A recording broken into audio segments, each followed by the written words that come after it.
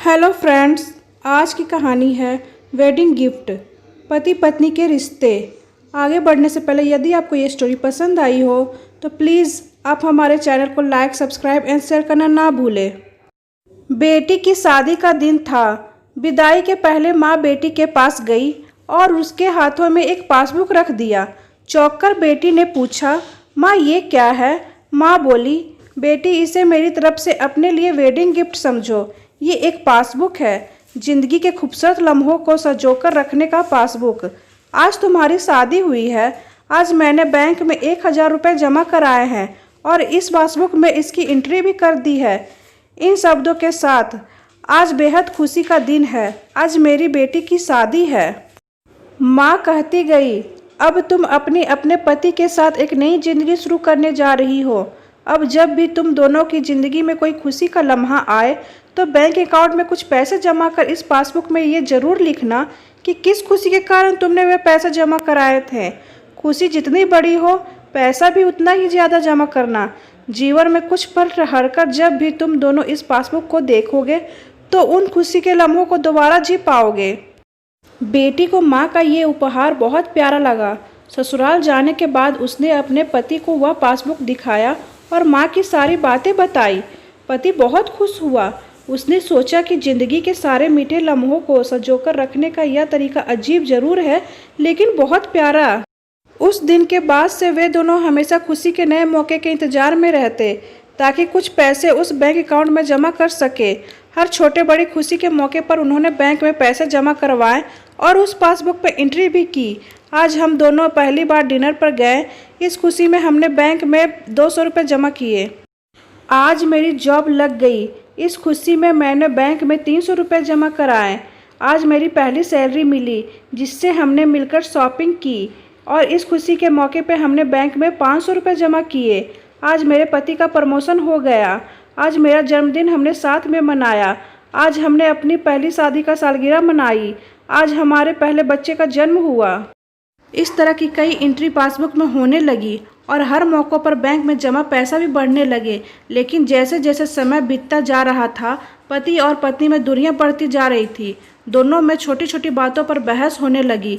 बहस झगड़े में बदलने लगे। कई दिनों तक दोनों में बोलचाल बंद रहती। स्थिति यहाँ तक पहुँच गई कि दोनों के एक दूसरे से अलग होने के बारे में सोचने लगे। आखिरकार वह दिन आ गया जब दोनों ने फैसला कर लिया कि वे अब तलाक लेंगे।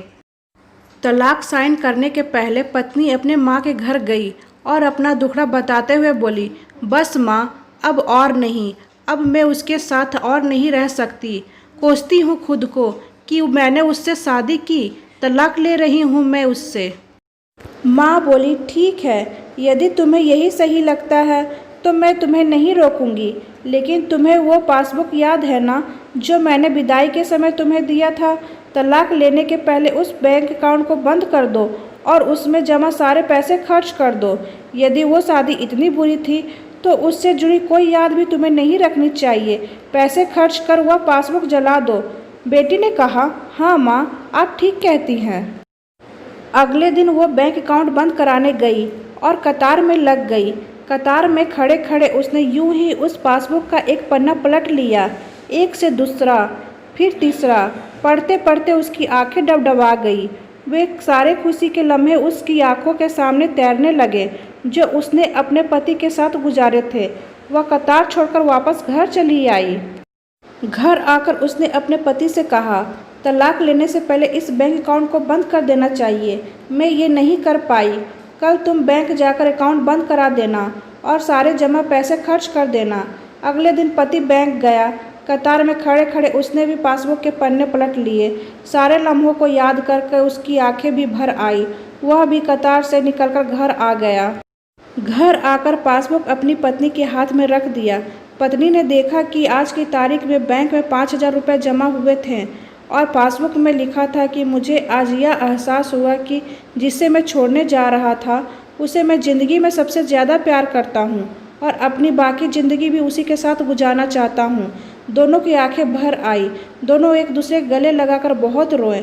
दोनों ने तय किया कि ऐसी छोटी छोटी बातों पर कभी नहीं झगड़ेंगे। शादी का रिश्ता जितना खूबसूरत होता है उतना ही जटिल भी। इसे निभाना कतई आसान नहीं होता। इस रिश्ते में अलगाव होना स्वाभाविक है, क्योंकि इसमें जुड़े लोग भिन्न परिवेश से आकर जुड़ते हैं। उनकी परवरिश भिन्न वातावरण में हुई होती है, उनका जीवन मूल्य भिन्न होता है। ऐसे में सामंजस्य बिठा पाना आसान नहीं होता। लेकिन एक दूसरे की इस भिन्नता को समझकर परिवार बसाना ही तो शादी है। यदि रिश्तों में कुछ दरारें आए भी तो उन्हें भूलकर उन लम्हों को याद करें। आपने एक दूसरे के साथ प्यार से और खुशी से जिए हो। वो लम्हे आपके अंदर छुपी हुई भावनाओं को फिर से जिंदा कर देंगे। किसी भी रिश्ते को अच्छे लम्हों के साथ याद कीजिए, बुरे लम्हों के साथ नहीं। ये रिश्ते को मधुर बना देगा।